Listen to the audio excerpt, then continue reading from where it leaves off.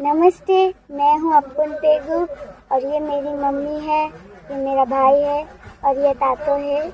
तो मेरा पापा हैदराबाद में काम करता था, तो उनका कल रात 8 बजे ही वो मर गए।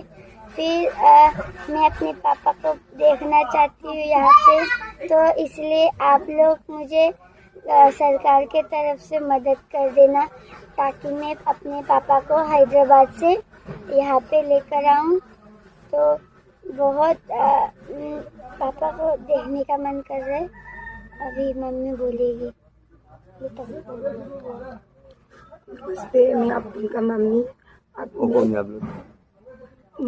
মোৰ মা হয়। মোৰ চৰকাৰ ফালৰ পৰা মোৰ স্বামীক আনি দিবৰ কাৰণে আপোনালোকক অনুৰোধ জনাইছোঁ।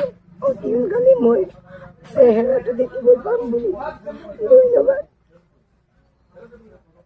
আপোনালোকে অলপ সহায় কৰক।